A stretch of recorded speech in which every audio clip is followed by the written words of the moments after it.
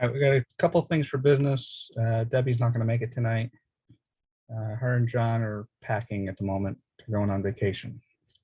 So we're having a gallery show coming up in the Monroe Library. We're going to be hanging that on November 4th. So get together and prepare your images so that you can have some to provide for that.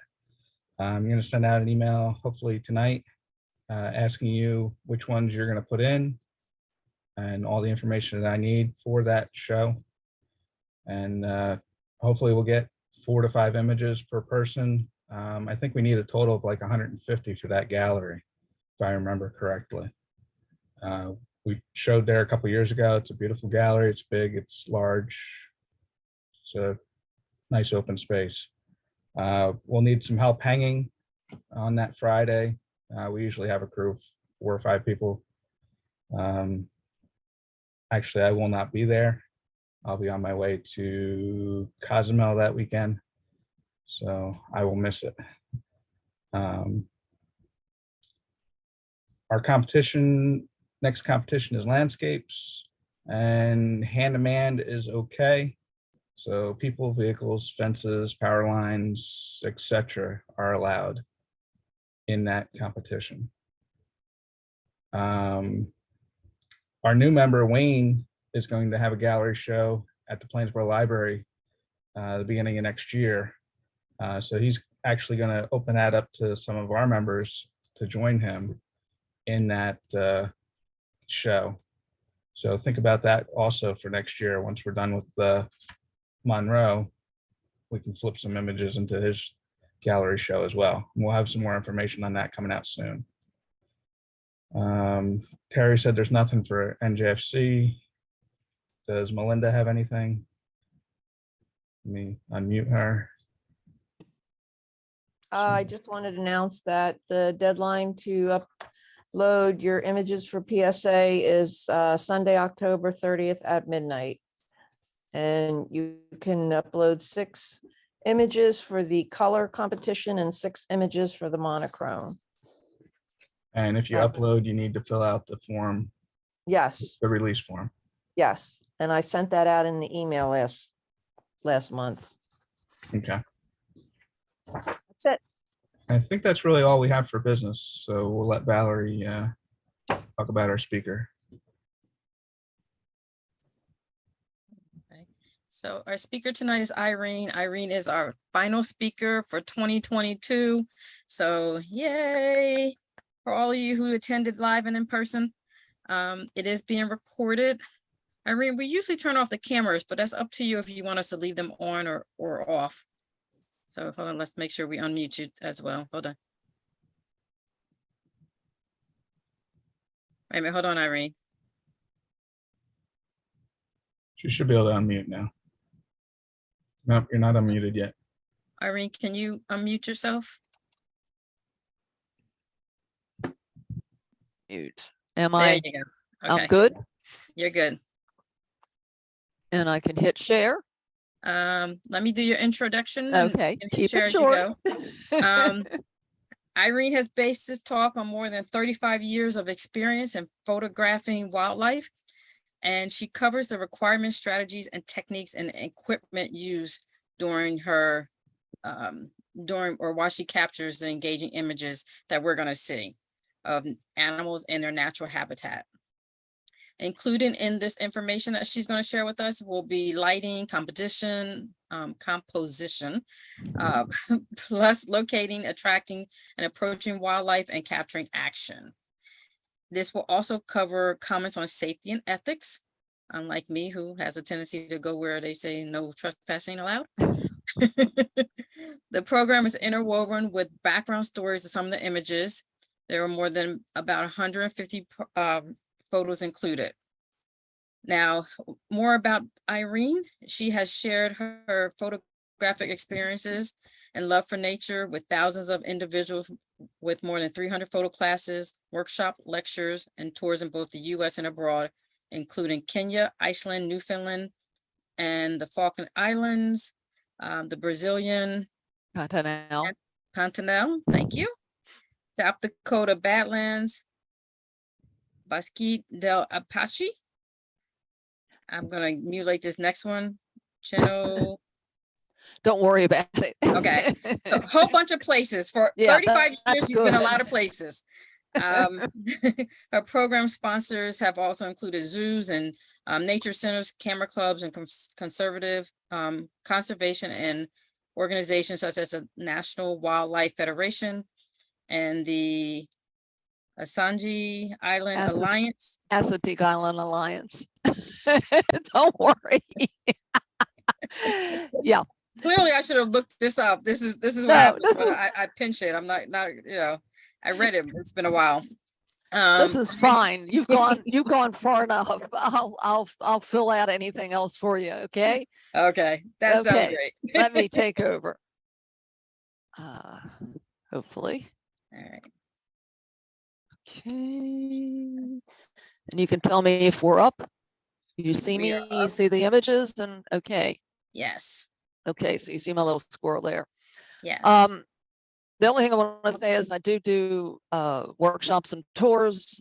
Just got back from West Virginia, got one in Assateague, Chincoteague, 2 of them in Chincoteague, another one in the Outer Banks, and I'll be doing Tangier in the spring. If you ever want to see what I'm doing, my website is ospreyphoto.com, and also on there you can sign up for a free newsletter that either has updates on my schedule, it has description of some places that I've been, photo tips, etc. And with that, I'm going to move on. By the way, those little fellows there that you just saw were in my local park. I'm going to show you just a little video that shows you one reason why I like animals. They are absolutely amazing. And up in the corner, you should be seeing a fox eventually appear. We have a squirrel here who's not going to do too well, but he does live. So do not panic. And we should see the fox coming out. He has now, the squirrel wasn't paying any attention. And one of the things to just note is the skill of both of them and the ability. Watch how they corner, how close together they are. Looks pretty bad for the squirrel, but he eventually looks like he probably gets away, but he's just 2 inches away from that fox and hopefully hits a tree at the end. Oopsie, did not want to do that. And I will stop that, I hope. Oops, not a bad place to stop it. And hopefully I can get her to go on. Next. Okay, yeah. She's already mentioned this, talking about some of the requirements and the equipment, lighting composition, those types of things, locating animals, approaching them, capturing action, and safety and ethics. Why do I like wildlife photography? Well, for me, animals are just absolutely fascinating. And I love sharing the images with other folks. I mean, they're just beautiful. There's a lot of variety. There's special adaptations, unique behavior.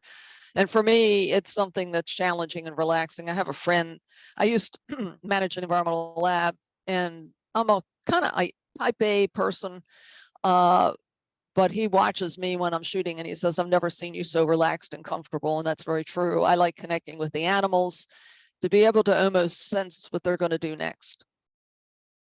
I'm just fascinated by things that we capture with the camera that you wouldn't necessarily see with your eyes. And let me know if the volume is not good, or anyhow, sometimes the mic drops. For instance, the dowager there, you can see that he can bend the tip of his bill. Well, when you look in bird guides and so forth, looks like that bill is straight and absolutely rigid, and yet he can put that bill down into the mud. He can manipulate the end of it. It has tactile sensors. He can pick up organisms. I never thought that a puffin would use its wing to help balance himself when he scratched. That's what we have in the one picture. Below, we have him also, another puffin, partaking of some kind of flower. Again, you think of them eating fish. And then we've got the young brown bear over there who has a salmon, but doesn't quite know what to do with it. He rolls back and forth. So I like humor in nature as well. There's many factors that contribute to success, and it isn't just equipment. You can have the best equipment in the world, but if you don't have other characteristics and interests, you're not going to get great shots. Just the ability to observe, be curious about what's happening is important. Certainly knowledge of the camera and wildlife, and absolutely important is patience. The more time in the field, the better opportunities you get. The more you know about your subject, also, the better luck you're going to have. By watching some of the animals, I can almost anticipate what's going to happen next. I'll see a slight shift in muscle tone, shift in the leg position, etc. And it really helps you capture action. This turkey is almost doing a full strut. Either he's seen another tom turkey or some females. You'll later see where one of the tom turkeys does find a female, and just talk just a bit about that picture. But the more you observe animals and learn about them through either the web, talking to locals, talking to camera club people about where they've gotten things and where it's most likely to see things, like I just did Middle Creek, Pennsylvania, and I'd heard that from camera clubs that it was a great place to go. And that's where in the winter you have, well, I got in March 4th, I got 78,000 snow geese in flight. It's just a great place. So you need to investigate some of those things, and your camera club friends can help you. I mentioned that patience and curiosity thing. Curiosity certainly played out here because this was at Assateague, and that rabbit was down on the ground at first, and I took a couple pictures, and I noticed he hops up on the railing here, and I'm going, oh, that's pretty cool. I didn't think he'd do that, and he's kind of reaching up a little higher, and then he does what I think is incredible. He just stands on his hind legs, and I don't know what was so attractive about that particular dead piece of grass, but it certainly encouraged him to stand up. So just being patient, being curious about what's going to happen gives you some great opportunities. This guy, I spotted at some distance down the road, and I was driving, and I shot from the car, and I shot with a 600mm lens with a 1.4 teleconverter, and I'll talk about teleconverters just briefly later. I used a bean bag. Shooting from the car can be very useful because you can move it back and forth with the animals if there's some change. But this little guy would come to that post. He'd sit there for a while, then he'd go dive after a fish, a portion I could not see because it was bushes and stuff. But he'd come back up. He may shake off the water he missed. He might sit there and preen for a while, but I got to photographing for quite a while. And instead of saying, oh, I got 1 or 2 shots, let's go, I stayed with him as long as he kept returning to that post. So bottom line is the world is constantly changing. Every sunrise, sunset is different from the other. If you see an opportunity to take a photograph and it's kind of unique, you don't want to say, nah, I'm going to go get breakfast and I'll come back and get it on another day, because more than likely you're never going to catch the same thing twice. So the sandhill cranes with the moon was neat. We've got the standoff between the mouse and the fox. And this one I just got recently. This was on Tangier. I never thought that rails are normally, number one, they hang out in the marsh. They come out when the tide's low. They got long toes and they can walk on the mud. And I never thought it would go after a crab. And when I saw the crab kind of snapping at the rail, I'm thinking, nothing's going to happen here. However, eventually the rail grabbed the crab.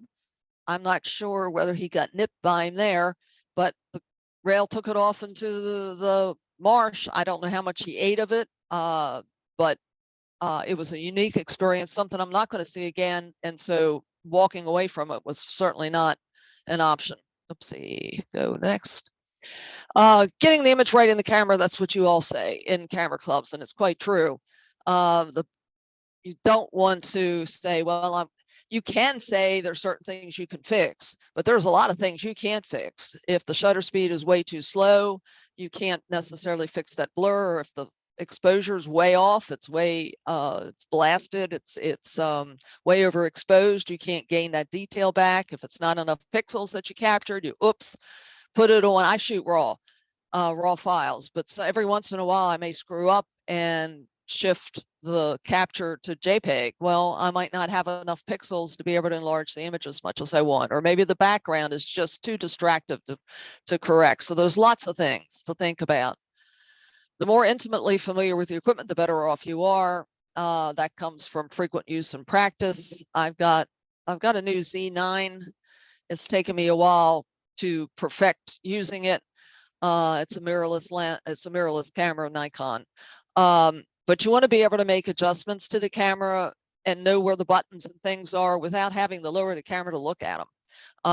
Which way do you turn the zoom lens to increase magnification? Where's your ISO button? Where's your exposure compensation if you're doing, say, an automatic exposure mode?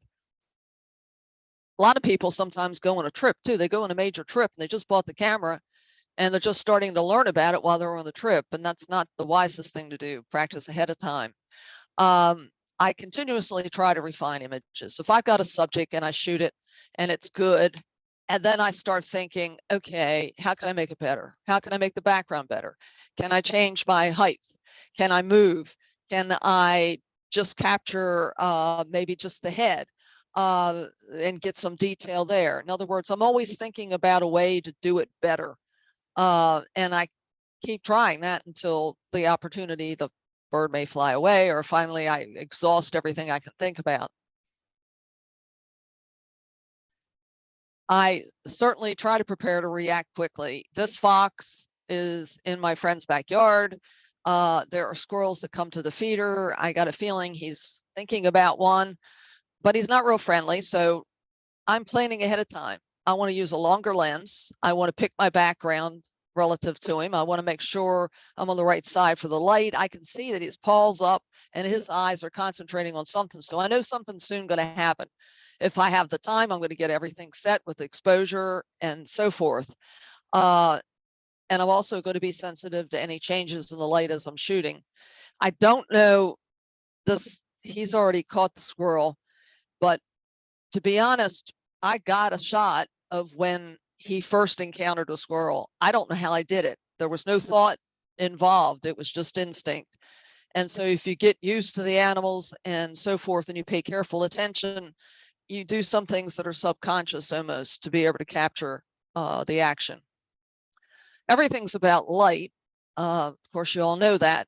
But I'll take a good look at where the sun happens to be. I'll take a note. I'll actually look. I'll take a note whether it's, you know, we got strong light, whether we have a light cloud that's going to come across, or already we have some soft light. Do we have storm clouds coming that might cover up the sun and might cause maybe great shots because of the storm clouds, but maybe decrease the amount of light hitting a subject so that you can't capture fast action.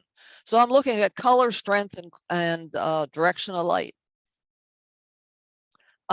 In the morning, in the afternoon, sometimes the sky casts light, colored light on the water. And I do love those kinds of situations during migration, for instance, here, the shorebirds along the beach. This is in Bosque del Apache in New Mexico. Look around, don't just look at sunrise, sunsets, look around at the clouds, look behind you.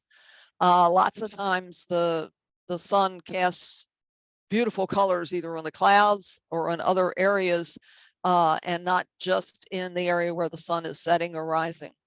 This turkey looked like that other turkey you saw a while ago when I first spotted him. This was in Texas, South Texas. It was early in the morning. Early in the morning, late in the afternoon, the animals are more active, and also you get these nice warm colors, and those coppery colors on that on the feathers of the turkey certainly showed up with that kind of light. He was doing a strut like you saw, and so I started looking around. Where's the other male turkey? Nope, no other male turkey, but oh, 5 females. And one of the 5 females was doing something that I've seen before with birds that are indicating they're ready to breathe, the females. And what she would do was go along and then she'd squat and then get up and go along and squat. Well, that was the female he went after and mated with. But one of the important things to note here,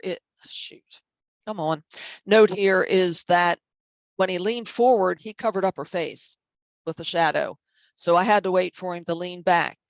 But it took patience to wait all this out. I see the bird, and then it's like, okay, I think there's something going to happen, and let's wait around and see.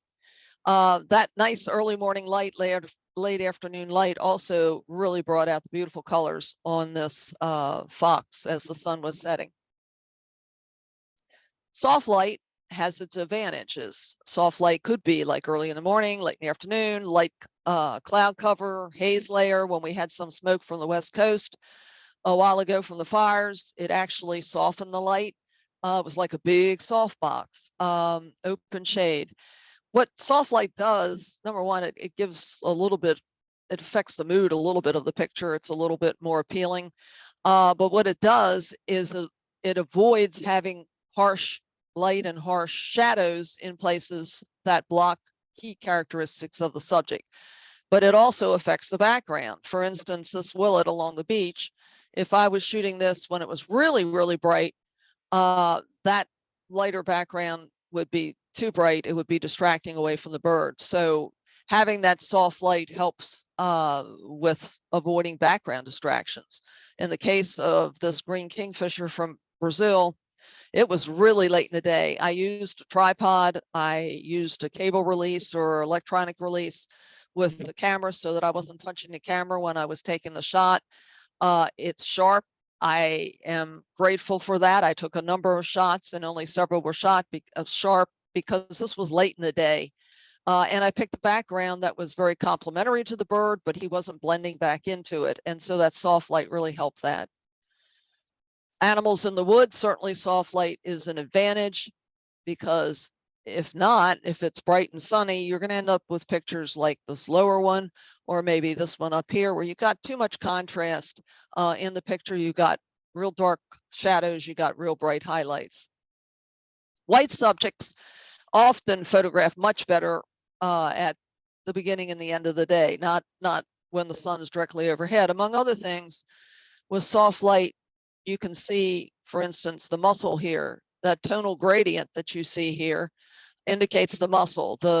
You can see the structure of the feathers because of the softer light. As the light gets brighter, however, the white on the bird starts casting light into the shadow areas. So you lose all this definition and you end up with something that looks pretty flat white. So usually there's a certain amount of time in the morning I'll shoot a white subject, and then after that I won't bother, because all I'm going to get is a flat white bird. Direction of light is important. Light can come from behind you and directly hit the subject, and that's the case with with the birds that are here. We've got yellow-crowned night heron. The light coming from the front does show his eye and shows the crab. Front light can give you a lot of detail. Well, the black-bellied plover in winter plumage, which is the top one, you've got a good feeling for the texture of the bird. In the background is what's called sea pork. It's actually an organism or a colony of filter feeding organisms that sometimes wash ashore. This was in the bay at Chincoteague.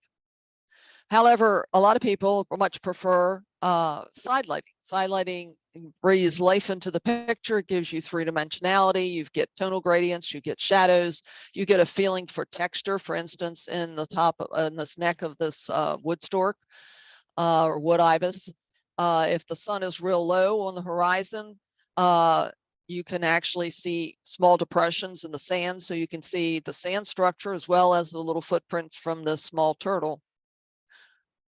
Backlighting can also be interesting, however. You can get hair light or rim light where it traces the outside of the animal. It's just like in portrait photography.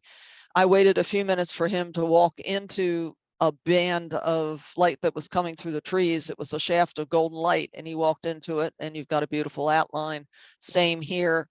We've got a little bit of penetration of light coming through the feathers, but we also have more or less a rim light. Here we got penetration through the feathers, nice, little bit of rim light, penetration even through the bills here. This was in Brazil also.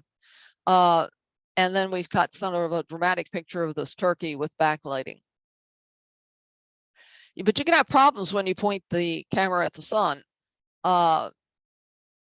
If you've ever noticed with sunrises, as soon as the sun breaks through the horizon, unless there's some clouds to knock it back a little bit, you can end up with what's called flare, which is caused by reflections inside the lens elements. So you just want to watch out for that and shade the front of the lens. Sometimes the lens shade does not totally help, and you might have somebody cast a shadow over the face of the lens, hold an umbrella up, take a jacket over top, etc. I was just at Dolly Saz in West Virginia, and it's a high area that resembles more or less Arctic tundra, and it has blueberries and it has cranberries, and their leaves become red at the end in the fall. And when the sun is going down, it backlights those leaves. But one of the things you really had to be careful of was to shade your lens. I actually used an umbrella over top of it part of the time and my jacket another time, because otherwise I was getting bright spots where I didn't want them. Silhouettes, another good use of backlighting, important part of it. Usually the background needs to be lit. The subject needs to be recognizable by its outline alone without details. So in the case of this heron, probably maybe great blue or what I used to call common egret, great egret, with a fish. But what happens if he walks forward into the shadow area? Then he blends in with it like these guys kind of do with each other, and you lose the effectiveness of the shot. Here, this is a Sika deer at Chincoteague, very clear. Here, at least these fellows are not mixed up in the grass here with their shadows. This is a difference. This was in Argentina, and the difference between I laid flat on the ground to get this picture. If I hadn't done that, this is sort of a simulation of what would have happened. But if I'd have stood up, I would have cut off the silhouette portion, the bottom portion of the penguin. So this is a much better shot. I mentioned earlier that looking around at sunrise, sunset, you may find a better picture than the actual sunrise, sunset. In the case of this wood stork, that was the case. This was looking behind me instead of looking at the sunset. Another thing to look for is just the reflection of beautiful colors that you can get in the clouds and with the birds in this case in a different direction. If you have fog, you can get some nice moody pictures. If you have a rainbow, by the way, a polarizing filter can either make it go away or help it. So be aware of that. And I like storm clouds sometimes to add some drama to the picture. But what I don't like are gray days. Gray days when it's absolutely heavy overcast. You've got a gray sky, you've got gray water, you've got a very flat image. The colors of the bills of these skimmers, black skimmers, it's not coming out. The shutter speed usually under these conditions is slower. So I'm usually not very satisfied with pictures that I get under those conditions. I'd rather see a little bit of blue sky, maybe with some clouds. This gave a beautiful background of water here. Also, that bit of sunlight brings out these iridescent feathers. Also, the fact that you've got some sunlight and faster shutter speeds, you can see the bubbling here. This would be more what would happen if it was pretty flat light. Here again, you're picking up the iridescent feathers because you have a bit of sunlight. This is a glossy ibis, and lots of times when you see them, you don't think they're very attractive. But in the right light, in the spring, which is a good time to shoot, you get a lot of different, more bold colors and facial patterns, etc. in the spring with a lot of birds. With the sunlight, you can actually see all sorts of colors in the side of this glossy ibis. Under other conditions, you wouldn't have seen that. Also, watch out with black subjects that you have some highlights that you capture, that he turns just in the right direction to capture these highlights. I used to have a black Cocker Spaniel, and all he looked like was a black blob unless I was very careful how I photographed it. I look for unusual or surprising behavior. The cormorant in the upper corner there actually did swallow a fish. They have the ability to extend the esophagus so that they can swallow things much larger than you ever thought they could. This little blue heron had a unique fishing pattern, and I don't know whether a lot of other ones do this or not, but I'd never seen it before. So I like looking at things and trying to figure out what's going on. He has a dark tip on his bill, and what he does is he just gently touches the water, and it simulates a bug. And then the fish come over to get the bug, and he gets the fish. This is canopy feeding. I see this more in Florida, like with reddish egrets, but the tricolors on Tangier were doing it, where they're shading part of the water, and that attracts the fish, and then they grab them. It was I had to be very careful to watch out that I didn't get shadow on his face. So shadows can be a problem. This is in North Carolina. a place called Pocosin Wildlife Refuge, Pongo Unit. And it's one of the larger concentration of black bears on the East Coast. But the shadows just ruined the picture. Plus Junior went behind Mom. These are much more engaging pictures. You can see the highlights. You can see Junior here. I just thought was a really cute shot. Again, this is near sunset, so there's a little more brown into the black of the bear. The upper picture here I thought was going to be great. I saw this egret, I saw him fishing. I said, oh, he caught a fish. And we got the rings in the water. Oh, this got a reflection. It's going to be great, until I noticed the shadow that's going across the neck of the bird.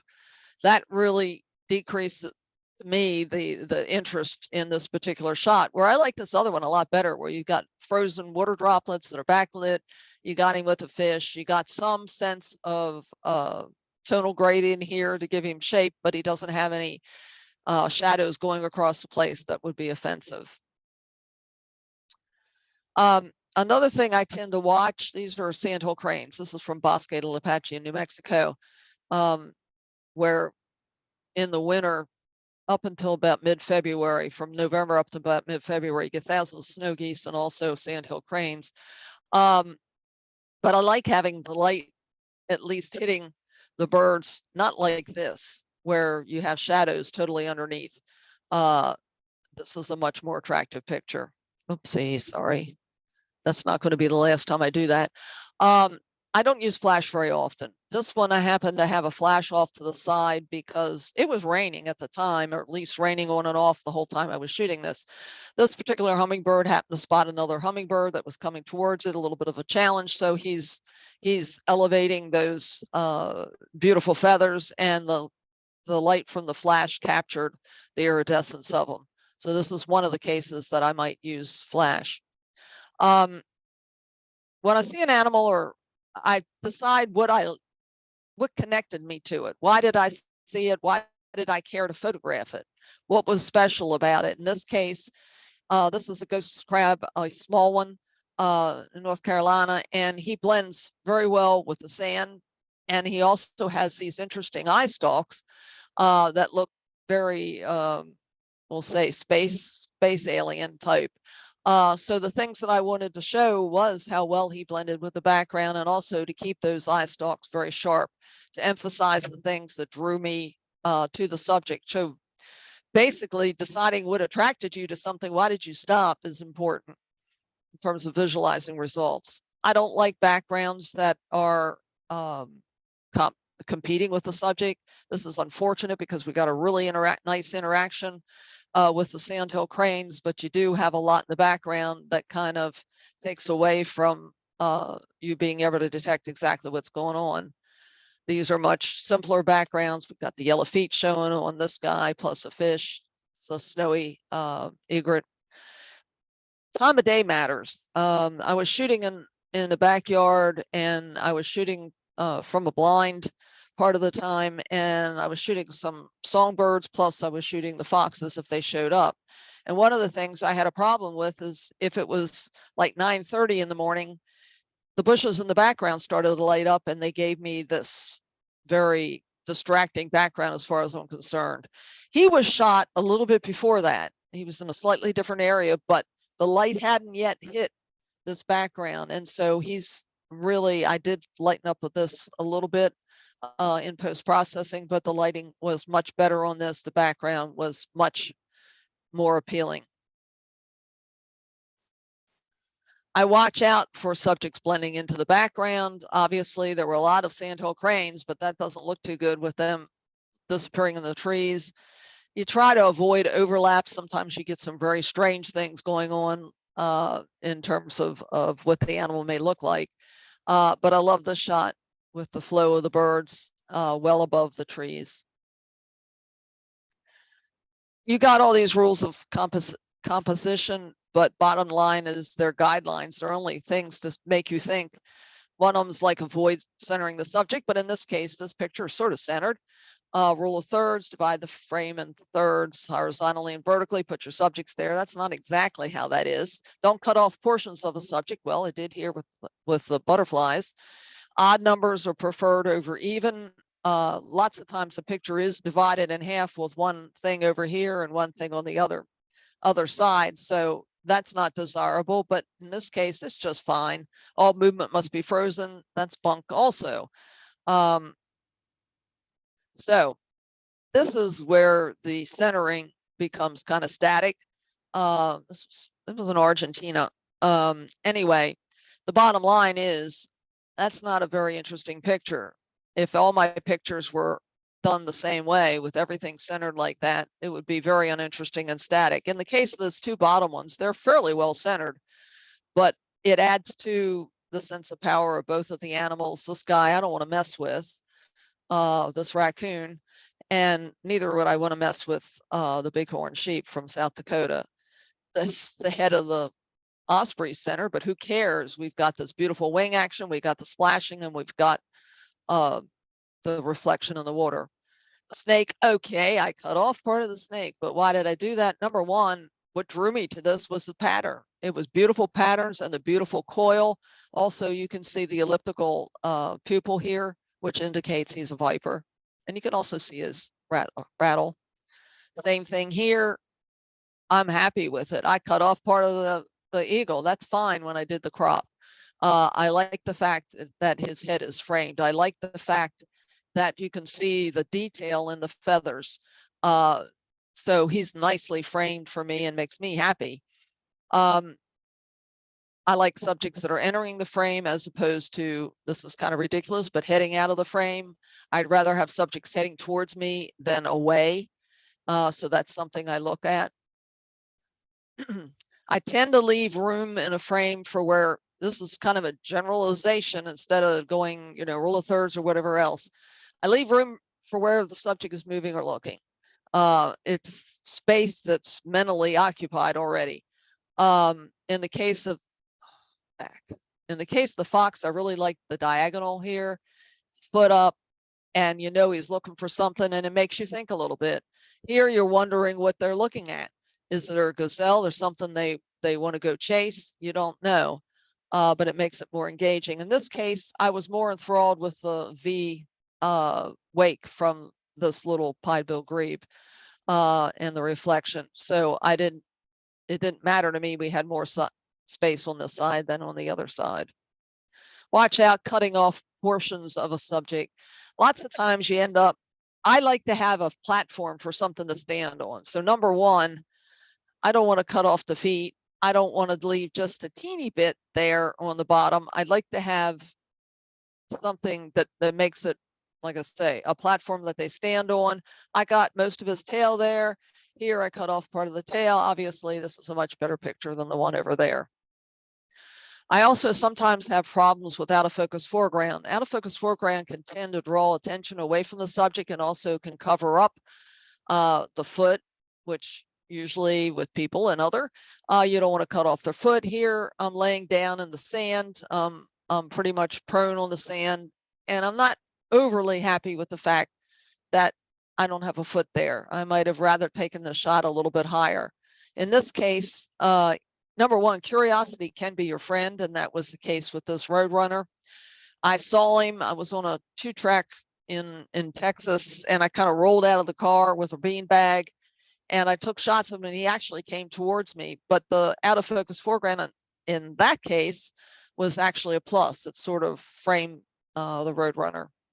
It's important to have the eyes sharp. If the eyes aren't sharp in a picture, then the picture is not perceived as being sharp all over. So also, you certainly get a different feel for the animal. There's certainly an intensity and intimacy that you get if the eyes are sharp, and particularly when he's engaged with you. So that means you got to be careful when you're shooting. Sometimes you're shooting with autofocus, and the autofocus locks on pieces of grass. What I did with this case, I had it in autofocus, but as soon as I realized it was on the grass, I manually focused to make sure the eye was sharp. That's the same thing with this guy. I started to pick up the focus over in this area, and I said, uh-oh. And I manually focused to make sure the eye was sharp, and he's kind of nicely framed. This is also from North Carolina. I use continuous autofocus, and usually with a high number of frames per second. Why do I do that? When I get a group of birds like this going along, I'm going to put it on continuous autofocus. I'm going to follow along with them. But I have the chance of, oops, their eyes are closed. This is not good. But as I continue to follow them with the high number of frames per second, you're likely to have the eyes open then, and maybe they're even sharper than the ones up here. They're closer together and closer into the frame, they're parallel, more parallel to the face of the lens. That means they're more in focus, more within the depth of field. So that's what I frequently do. With still subjects, I often take more than one shot also. Often one of the shots is a little bit better than the rest. Maybe he moved a little less. Maybe things can go wrong. He can blink. They have nictitating membranes that come down over the eye. That's not good in the picture. You want a sharp eye. In this case, it went into shadow. So taking a couple shots can guarantee you a better chance of getting a very sharp image that you like. In terms of autofocus sensors, that gets into a tricky area now with mirrorless cameras. So I'm not going to spend a whole lot of time on it. But if you have a chance with a regular DSLR camera to use a single point sensor, and you got a big eye that you can follow the bird and keep that sensor over the eye, that's a good way to go and follow action. Remember I said a number of frames per second. I really like taking more than one shot because you can get a variety of poses. The dancer is what I call this one. This guy's just doing a stretch. When you have birds in the sky with DSLR cameras, lots of times you could use some kind of group arrangement that of sensors that follow the eye of the subject. Now with the newer cameras, the mirrorless cameras, a lot of them have animal eye detection, which makes it a lot easier to point the camera up there, and they have various applications, various ways of doing it. But they much easier, they capture the eye and they can stay with it and follow the eye as the subject moves. Different brands have different ways of doing it, different nomenclature, so I'm not going to get into that really. But this was using eye detection. This is on my Z9. As he's moving, it's locked on the eye. Here, I had to be a little more careful because the tendency was to try to lock on someplace else. So I manually focused on this guy. The important thing was to get the head sharp because things in the front might have drawn the focus away from the eye. And the same thing here, important to get the eye sharp in the picture. And sometimes I found the camera locking on places that I didn't want it to. Sometimes you have to manually apply focus, even with these eye tracking systems. What level should you be at when you're shooting? Eye level with a subject is usually a good thing. Less distortion of body, more intimate picture, and also the background typically is further away. So it's more out of focus and makes the animal stand out better. I don't know how he ate that, but that's beside the point. That's one thing I like about watching animals is the question of how did he do that?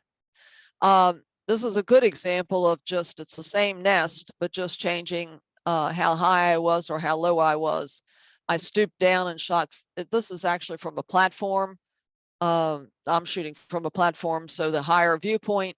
Here we've got the water and a line from the reeds in the background, and then the nest. Here, the background's smoother.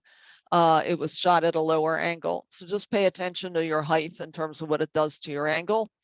This one was an albatross. This is in Falklands. It's a black-browed albatross baby.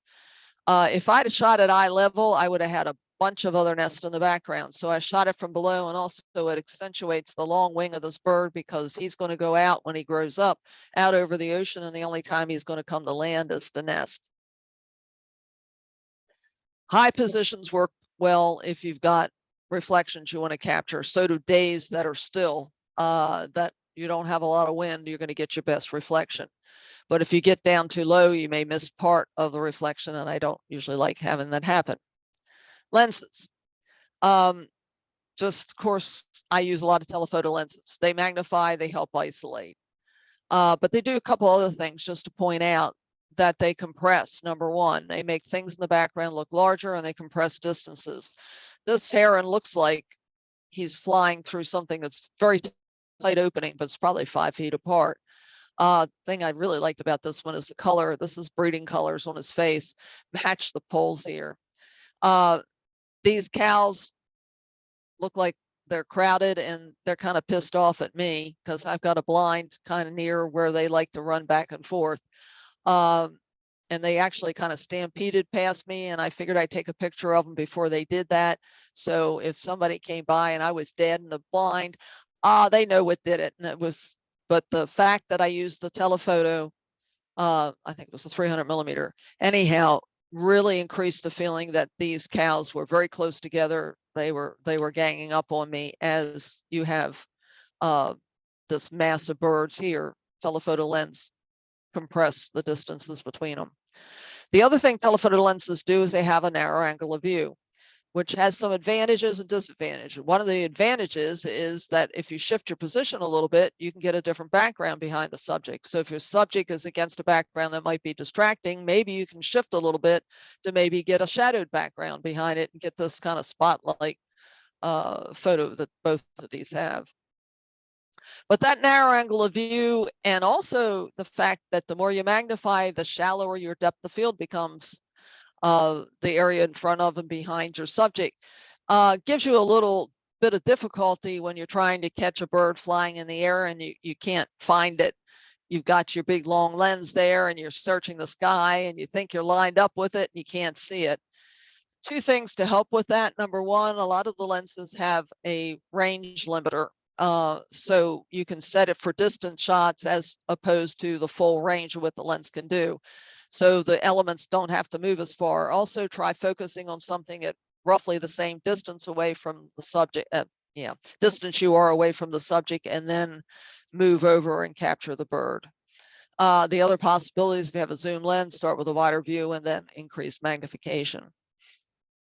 My longest lens is a 600 currently, and that's probably what it'll stay as. This one happens to be big.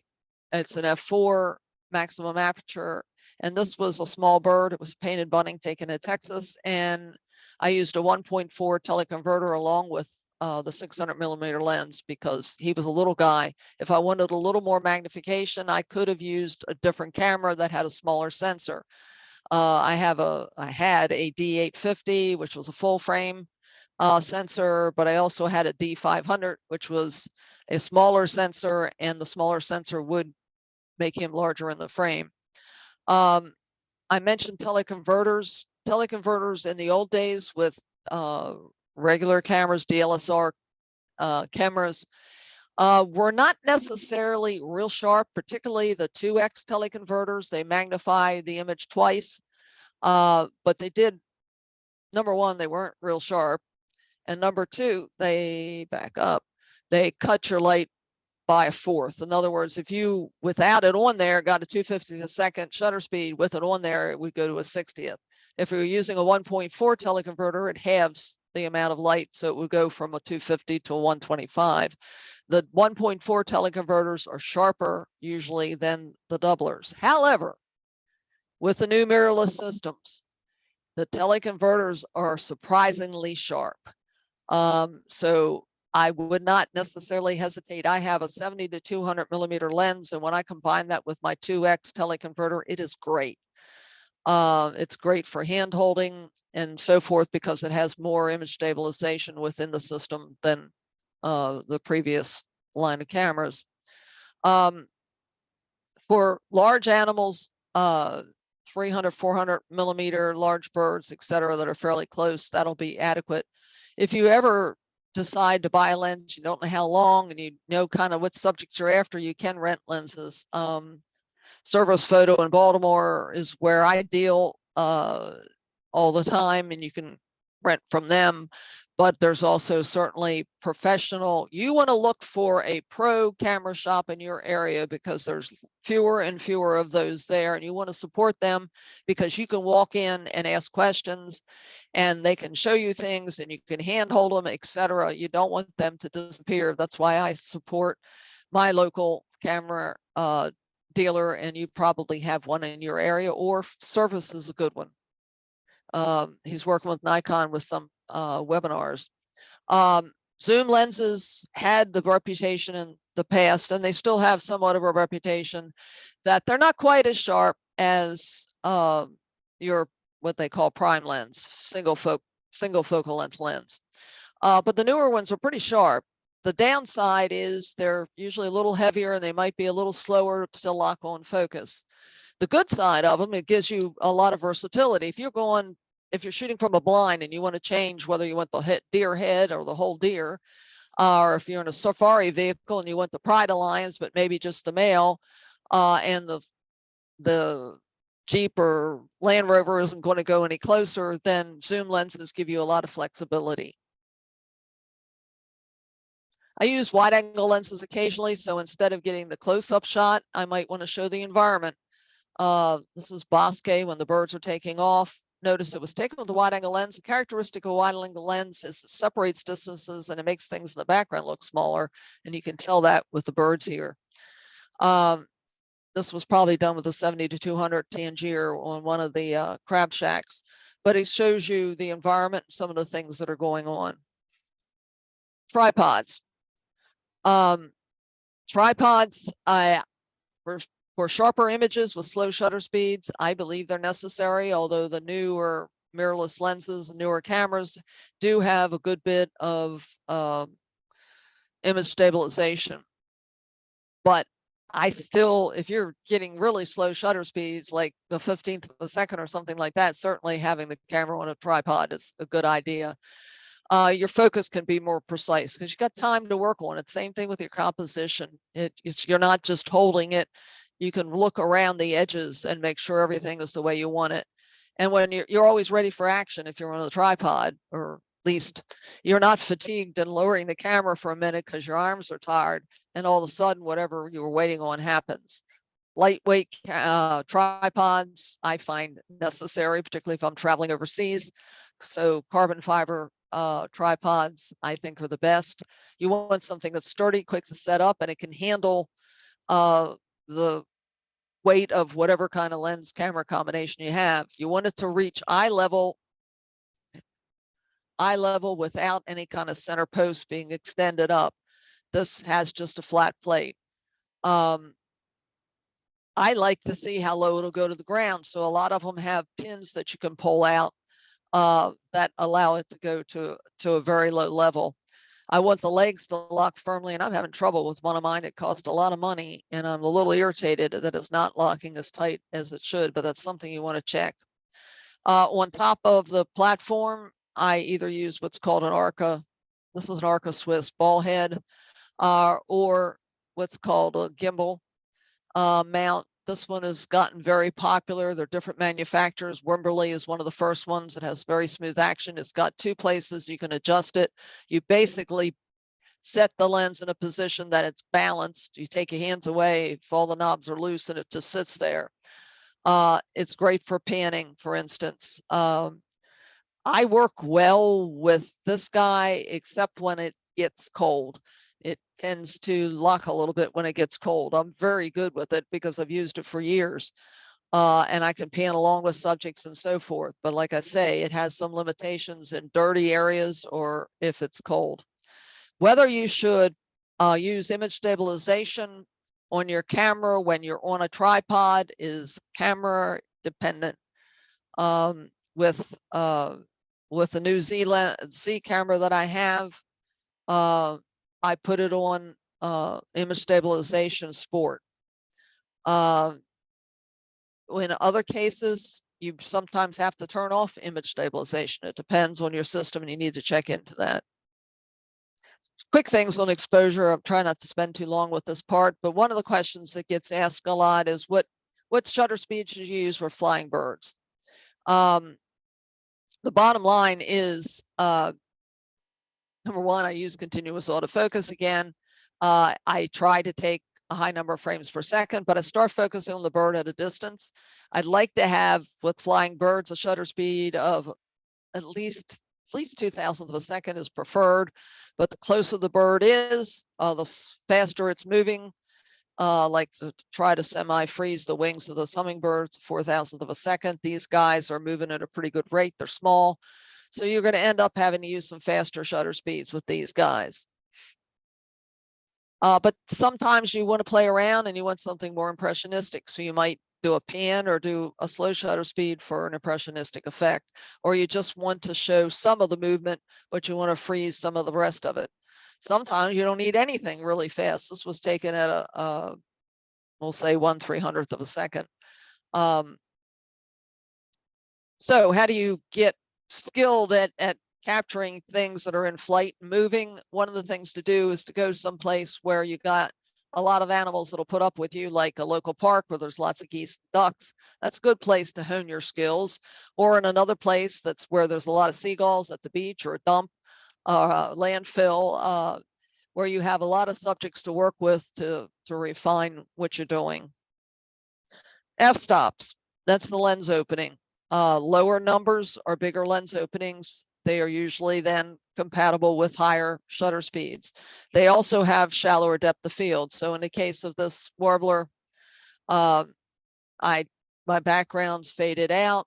I have just enough depth of field to get the warbler pretty sharp and the branch.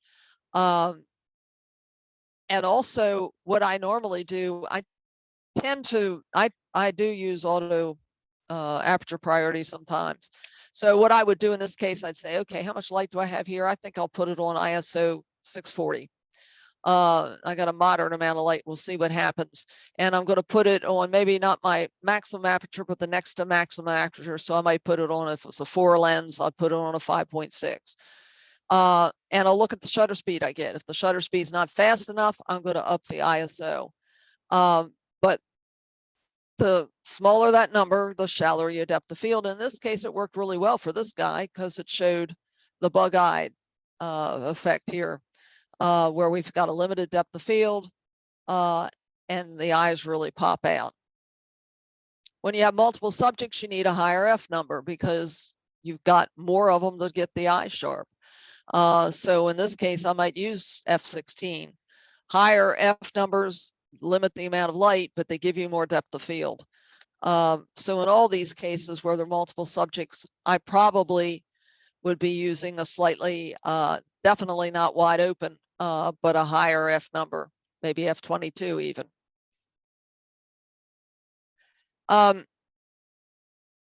High magnification means you have a limited depth of field. That applies with telephotos as well as close-ups.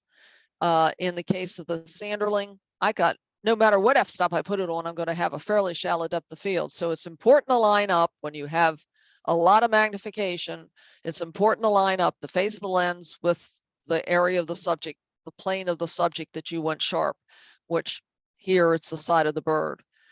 If you're doing small subjects like insects, butterflies and whatever, you might want to go out and buy what's called a macro lens. It's designed for close-up use. It's sharp edge to edge. It has good perspective accuracy. They come in several focal lengths. The longer the focal length, there's usually like a 60, 100, and a 200. The longer the focal length, the further you can be away from the subject and get the same magnification. So that gives you some advantages. You don't scare the subject as easily. You don't cast your shadow over it as much. So this extra working distance can be a good thing. But again, you have extremely shallow depth of field, as you can see here. So I'm lining up the face of the lens, that I'm lining it up so that the eye is sharp, this part of the wing is sharp, the proboscis is sharp, etc. ISO is the sensor sensitivity to light, and it varies quite a bit with how good it's going to be with the type of camera you have. I had an older camera, and one of the problems with high ISOs is you pick up something that resembles its amplified noise, but it resembles film grain. And my earlier camera, when I got up to about 400 ISO, it started showing grain. Now I can go up to about 1600 and I can control through software the effect of that grain showing up, and I might even be able to go higher. This was shot at 3200 ISO. He was in shadow. You can see the grain over here that I'm picking up. Photoshop and Lightroom will allow you to reduce a little bit of that, but a separate manufacturer that works in conjunction with those two programs, Topaz, has a denoise artificial intelligent plugin that does a wonderful job of taking out the noise. They have a sharpener, they have a gigapixel thing that'll help you blow up your images and keep more detail. So I use them. I mentioned earlier, I sometimes use aperture priority. I sometimes use manual exposure modes. Aperture priority means I set my aperture. So I know I want some action. I'm going to set my aperture just slightly above maybe my maximum. I'm going to look at the amount of light I have. I'm going to say, okay, this one also looks like he's got enough light on it, maybe 640. I'll set my ISO in 640. I'll look at my shutter speed. If it's not fast enough, I'll kick up my ISO. He's pretty evenly lit. If the light goes up and down with it on automatic exposure mode, it'll compensate for that. What you run into problems with is a situation like this. If you're in some kind of automatic exposure mode and your background is very different from the light that's hitting your subject, automatic exposure modes are going to cause a problem because they're going to look at this background. One of my principles of metering is that what your camera meter sees is going to be midtone in your final picture. Well, I don't want this midtone because it's going to wash out my marmot. So in this case, I am going to use manual exposure. I'm going to pick my f-stop, my shutter speed, and my ISO and balance things out. And I'm going to take and use maybe spot metering instead of looking at the entire frame because I really want to get my readings off of my subject. So spot meter and manual exposure is what I often will use for something like this. Once I've set that exposure, then I can raise the camera up and recompose, and it's not going to be adjusting for this. It's going to keep the exposure that I set for the marmot. Okay, similarities, hunters and photographers. Knowledge of animal behavior, yep. Knowing signs like game trails, rubs, scrapes, roosting sites, places, lie places where the animals have been lying down at night, you know kind of where they're hanging out. Using hides of some sort or a blind, decoys, cover scents, coyotes, animals that have, well, anteaters are particularly good with smell. That can help you. Baiting, game calls, all these things can help with hunting and photography, except for one thing that you want to be careful of. If you're on federal property, some of these things certainly can be illegal and you want to check on the situation you have. Big difference between hunting and photography happens to do with distance. A hunter can shoot a bison or a pronghorn or whatever at 100 yards, 200 yards away and be successful. As a photographer, that is not the case. You have to be much closer. The more distance between you and your subject, the more possibility you have for decrease in image sharpness. In other words, you have air between that it may have dust, heat ripple, haze, mist, fog, etc. that's going to decrease the sharpness of the image. So with photography, we tend to depend on either one of two things: acceptance, in other words, to get the animal to accept you as part of the environment and not a threat, or you're going to have to be concealed in some kind of blind, or which you saw, that's called a ghillie suit, one or the other. So if I'm going to try to approach a subject and not threaten it, I'm going to emulate its movements more or less. I'm going to meander. I'm going to stop periodically. I'm not going to walk directly towards the animal or look directly at it. I'm going to pick a path that'll intersect the direction that it's going on. So if it's going one way, I'm going to come in at an angle. Avoid noisy things, avoid perfumes like perfume soaps, things that are not naturally found in the environment. You want to convince them that you're just out there like them. Play with the bushes a little bit if something that's eating on the bushes. Photographing from the water. Somebody mentioned kayak for Conowingo Dam to do the eagles. Definitely, if you're in the water, you get better acceptance, whether you're wading, kayak, canoe, or some kind of floating blind. It's the way it is. They don't recognize you as human. Ethical behavior, you want to make sure you don't stress the animal. In other words, you're not pushing it. You move in and it moves away. You move in and it moves away. You move in and it moves away. You want it to go back to its original behavior. You don't want to block its exit because you can get hurt that way. You don't want to get between young and adult. You don't want to get between male and female. You don't feed because you don't want them to become dependent on that. You don't jump up and down or clap to disturb them so that they look up at you. That's all part of ethics. Spotting wildlife. It's a learnable skill and it depends on the environment. When I go to Texas, I'm looking for tones, colors, or shapes that don't belong there in the environment. So in the case here, I can spot the jackrabbit. But if I go to, say, Badlands, it may take me a day or two to be able to pick out the animals because I've got to get used to that environment and then be able to pick out the things that don't belong, that are not vegetation, rocks, etc. I also pay attention to habits. We know that shorebirds like to follow waves out because wet sand is exposed and they can pick up organisms such as mole crabs. The red squirrel down here, he had a habit of going up a tree, knocking down a couple pine cones, coming down the tree, picking up the pine cones and going to a specific spot where he hit them. So it gives you these repeated patterns, give you an opportunity to be able to capture some of the action. Also, repeated activities in these cases is certain birds like a particular perch. You may have a kingfisher there with that crab. He keeps coming back to that same dead snag, or the eagle may come back to the same area. But also a lot of birds that are raptors, etc., like to sit in a particular high spot because they can spot prey from that, and they might use the same thing. Other birds will rest someplace. He's getting ready to go into his nest. This was in the Badlands. And so he will prop himself there before he goes in. You'll see that with swallows also. They'll often use a certain perch.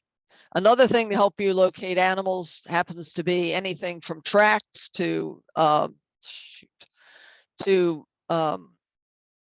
basically you've got dusting areas like this, bare area where the animals will roll, get rid of some of the ectoparasites.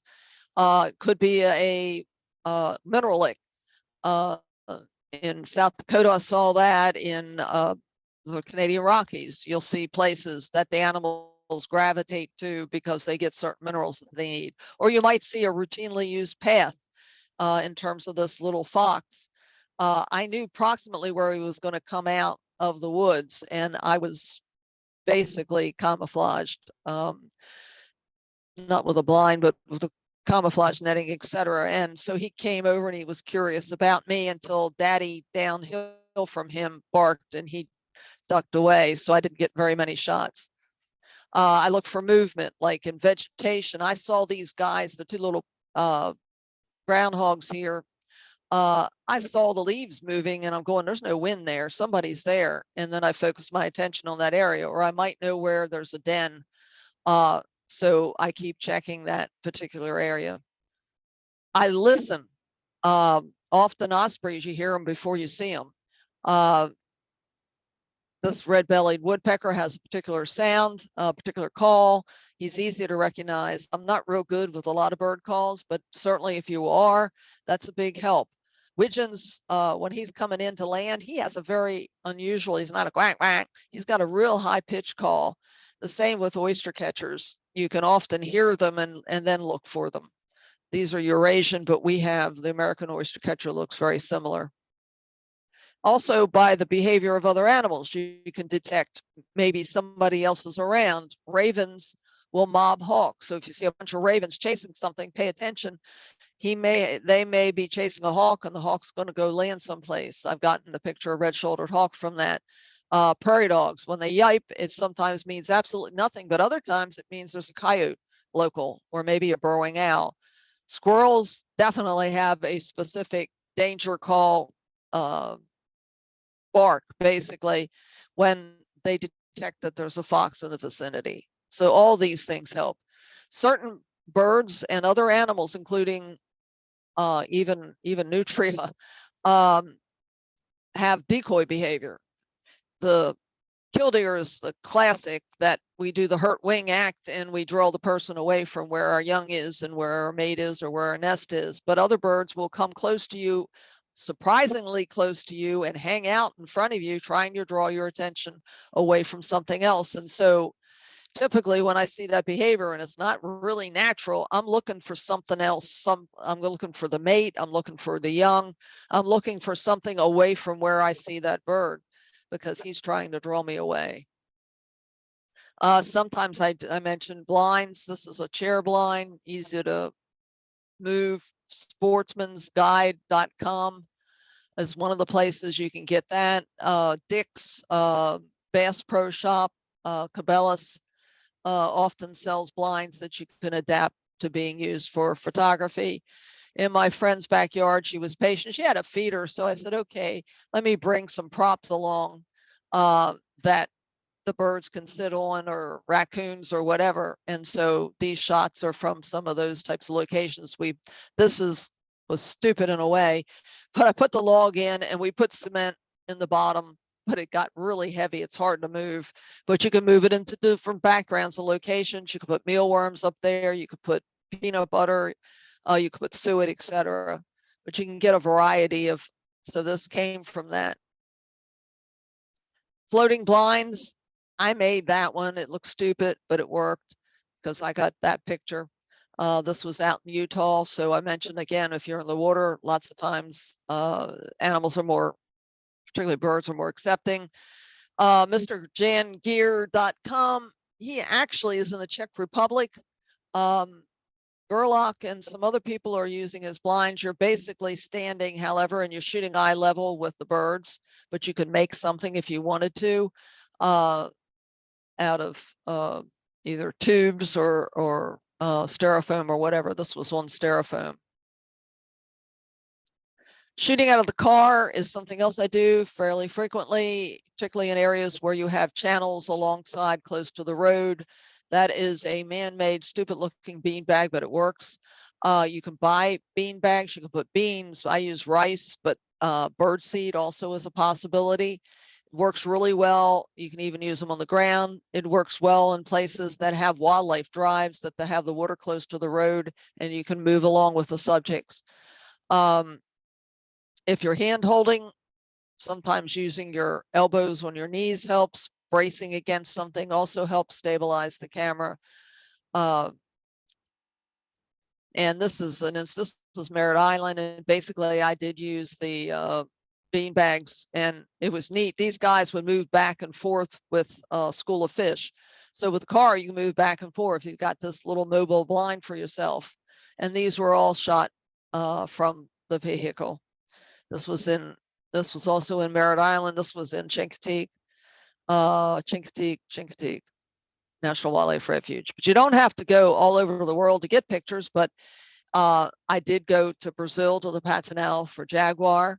I went to Alaska for black bear, but gardens, zoos, local parks, talk to your local friends about where they've been spotting things. I mentioned earlier that Ocean City, New Jersey, near the Welcome Center, is there's a rookery there that has produced people have gotten some very good images there. Look where there's a food source or water source that might draw the subject.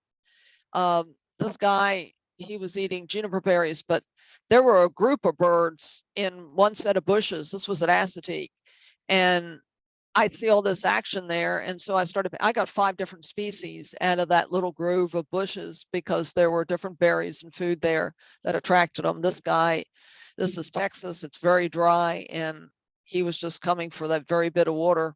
So I sometimes had a blind near a small pool of water. Migration time is a good time to try to get some pictures of songbirds and warblers that might be moving through. This was actually this set were actually shot in the middle of the Chesapeake Bay on Tangier Island. And I just was lucky to be there at the time that the weather was kind of bad. There was a storm front and the birds were tuckered out from moving up the bay and moving from their homes down in Central and South America. And they would stop at the land, at the first piece of land, which happened to be that was protected and had some food, and that happened to be Tangier Island, and they were eating insects.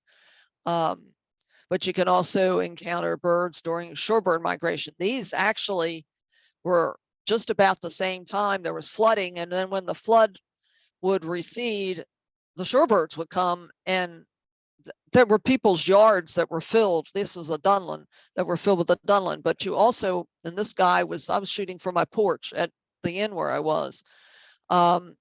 This guy is one that you'll see is a ready turnstone. He'll flip over rocks and shells looking for food underneath. It's one of the birds that shows up if you're familiar with the Delaware Bay, and at the end of May, beginning of June, horseshoe crabs come in and lay their eggs in the soft sand along the Delaware Bay, also Tom's Cove.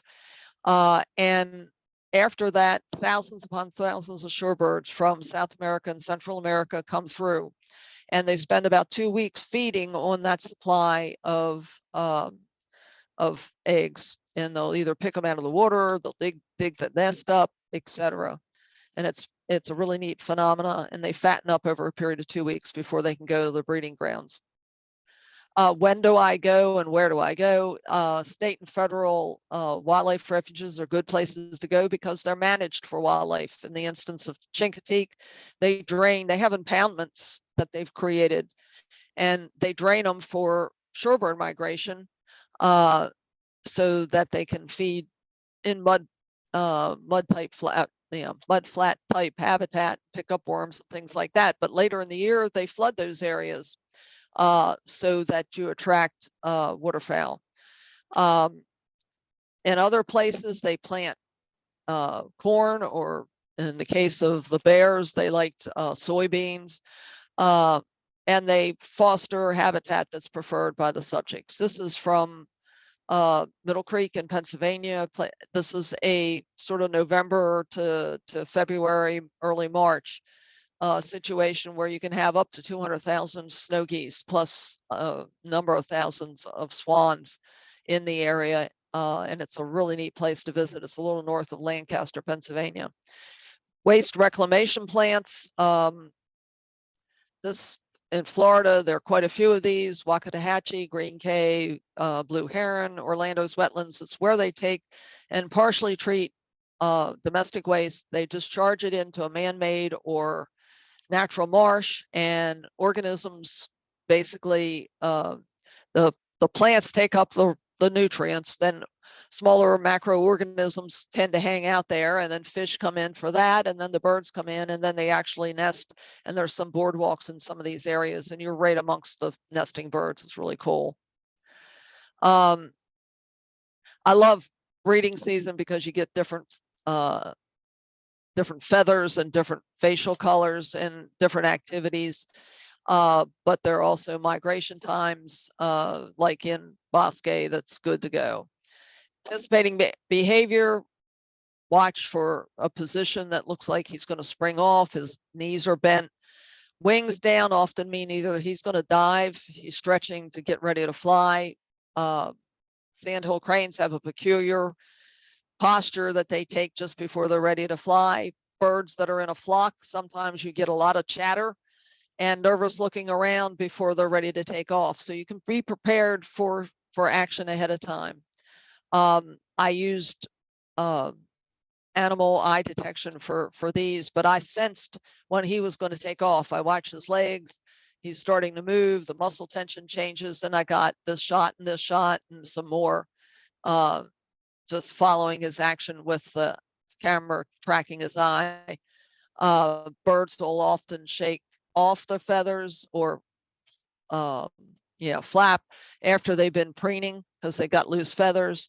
And the idea of taking multiple shots in a row at fairly fast speeds, I've used up the one camera I have, it's 20 frames per second. So you can get a multitude of positions, which is really nice in terms of which you capture and particular behaviors. Both of these came from basically following the same bird. When you got one bird out there, the rest of them will often follow. So when one takes off, the other goes with it in a lot of cases. When one subject approaches another, there's going to be some kind of interaction, whether it's friendly, not so friendly, little competition here, little play here, etc. Definitely a little fight over some mole crabs with these guys. Swans that one was just an agitator. He just would go chase the others. And so I would follow him and see what he's up to. Last thing, safety, don't ever corner an animal, don't block its approach, don't get between young and adult. I mentioned some of these. Watch out for slippery surfaces like moss, like the wet leaves right now, you can slip and fall. Watch out for holes. I have stepped into penguin holes and sat down. I've also sprained an ankle in Iceland, stepping between some rocks and in a hole. Watch where you lie down, you put your hands, you got around here, you want to spray your clothes or at least with some kind of insect repellent because you got ticks and Lyme disease is a big deal in your area. If you get into some muddy areas like at Tangier, I tried to cross an area and I lost a shoe in it because I went down with my legs down to my knees, and trying to get your balance and get the heck out of that can be a real problem. So you want to be careful in areas where there's mud or you're following the edge of a lagoon. If you're going overseas, check out with your travel clinic what shots you need. Breakaway ledges. I saw a lot of stupid people in Iceland trying to photograph puffins and hanging off the edge, and 1 or 2 people get killed each year there. Sunscreen and adequate water is important. Just remember, the best photographers still throw away a lot of images.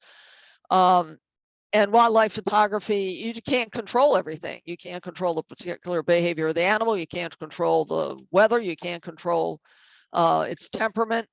You need to take some chances. You need to experiment. So you're going to have images that you're going to get rid of. So the best photographers are not shooting 100%. And people kind of get discouraged when they have a lot of them they miss. But if you're not missing some, you're not taking chances. Last thing is in national parks, the animals are not tame. You want to move away from a group of people surrounding, for instance, a bison or an elk, and encourage other people to move away because people have gotten gored and or tossed by the animals. Wildlife is not predictable, whatever they're going to do. So you want to be aware of signs of aggression, like a deer that's pulling at the ground. Probably not too good. And the last thing I want to mention is that if you want to get some information about different areas to photograph in the US, both wildlife and other, Robert Hitchman's been putting out this publication for a large number of years, and you can find photographAmerica.com, and you might want to take a look what he has. He has past issues listed there. If you got an area that you want to go to and you want to know what's the best trails, etc., and what's the best when you should be where and when, it's a good publication. I also belong to NAMPA Nature.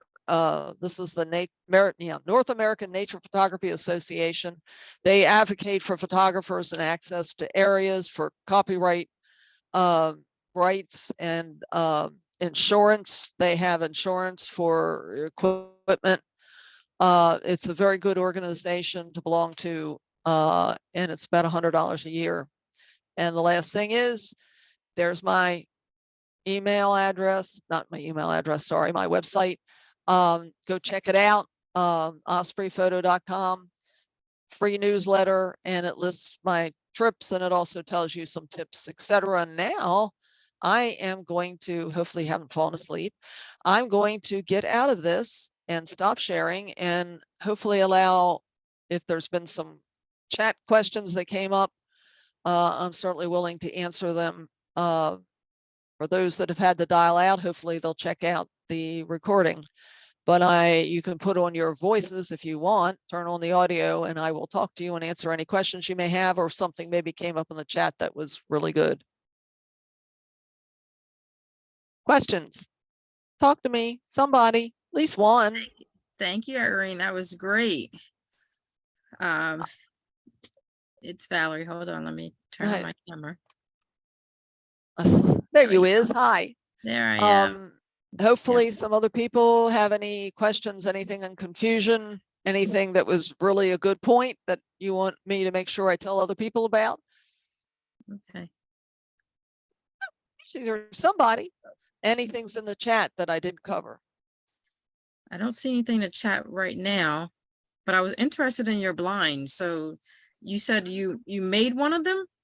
One of them I just took a cheap, it was an ice tent and I spray painted it.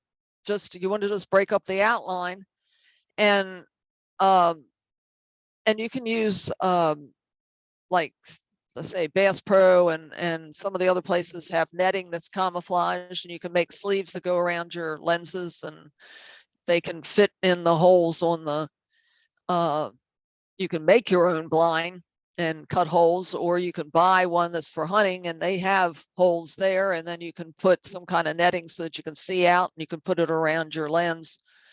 That works fairly well. They're fairly cheap. Like Dick's has some for about $60 or $69. At least they used to. God knows what it is now. But those are very lightweight. You can, carry and move them, etc. Very easily. Some of them can get hot after a while, but they're cheap enough that usually I have to replace one every year, but that's not a big deal. You got to watch where you place it so that your background, where you're shooting, the background's going to be right and what time of day, etc. But they can be quite useful at a pond or at a feeder. So some people have a pond in their backyard that they use the blinds at.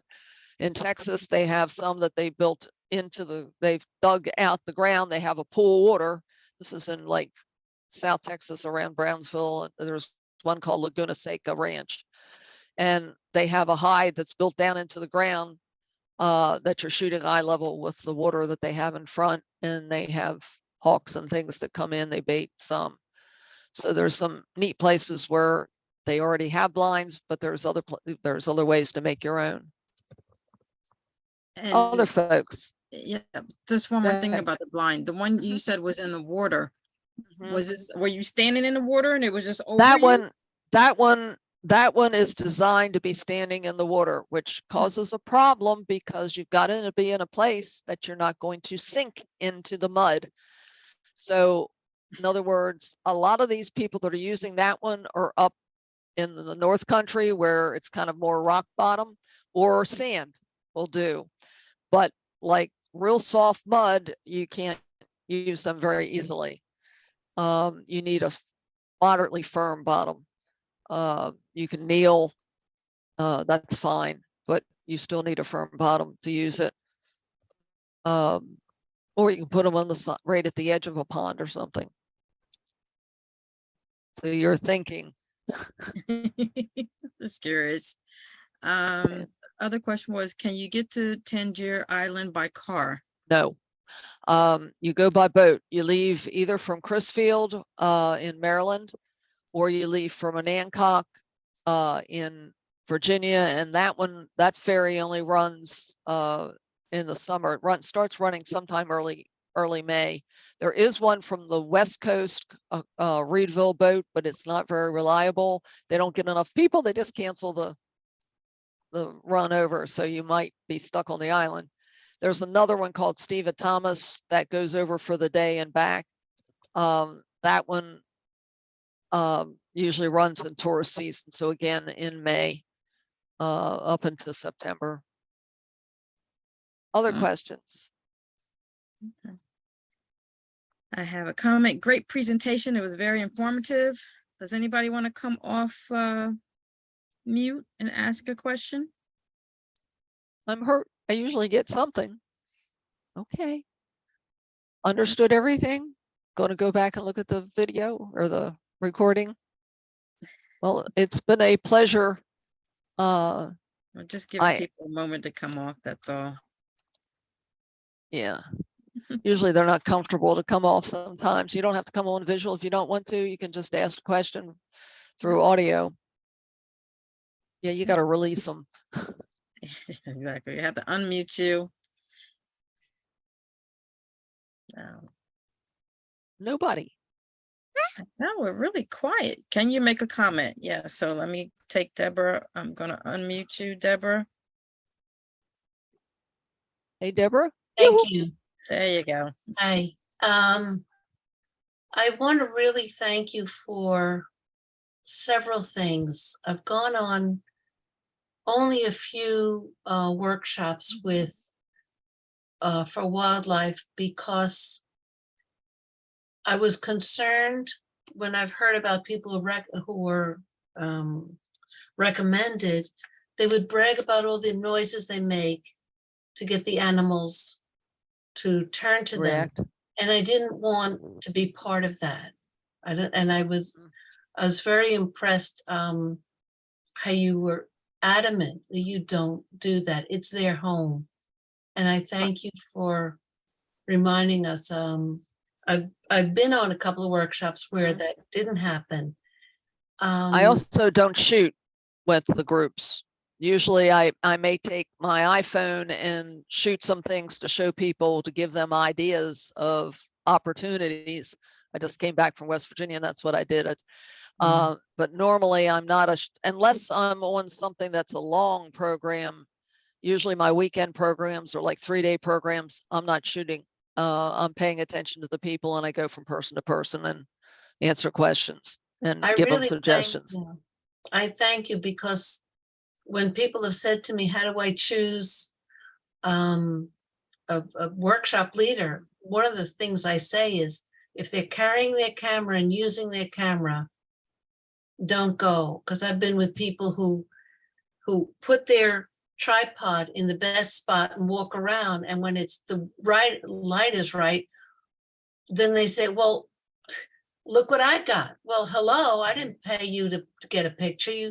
I paid you to help me get a picture. But Yeah, it I was usually, just- go ahead. I also want to say that your images are so full of life. I don't know how else to describe them. They just, you capture the personality of each one of the animals. And I just want to thank you very, very much for Thank you. tonight. It was beautiful. Thank you. Thank you for that. I think each of the photographers has his own style, and whatever I mentioned about semi like a communication, I try to connect with them. I try to get a feeling for what they're going to do. And I am not thinking when I'm shooting now, I scout ahead of time for workshops. And so I shoot then and then maybe afterwards, but I don't shoot during it. Mhm. But the connect, I zone out, shall we say, with an animal. In other words, I'm not thinking about what I'm doing later or I'm hungry or anything else. If I'm working with an animal, I'm totally focused on it and what it's doing or what it's going to do and so forth. And to me, that's also part of I call it Zen photography, shall we say. It's my relaxation, but that connection is really important to me. And that's how I think some of the images come different than maybe some other people. I don't know. Maybe not the sharpest, I don't know, but I certainly enjoy the interconnection. That's what it's all about. Other folks, Thank you, Deborah. Terry? I appreciate that. Hi, Irene. The Hi, Terry. combination of notes and photos is going to make the recording super useful, much more useful than things we had in the past. So that was a real good way to approach it. A lot Thank of you. information came across that way. I can't, in the amount of time, I have trouble shortening my program, so you can holler at me. I may have been a little long. I don't even know how long I was.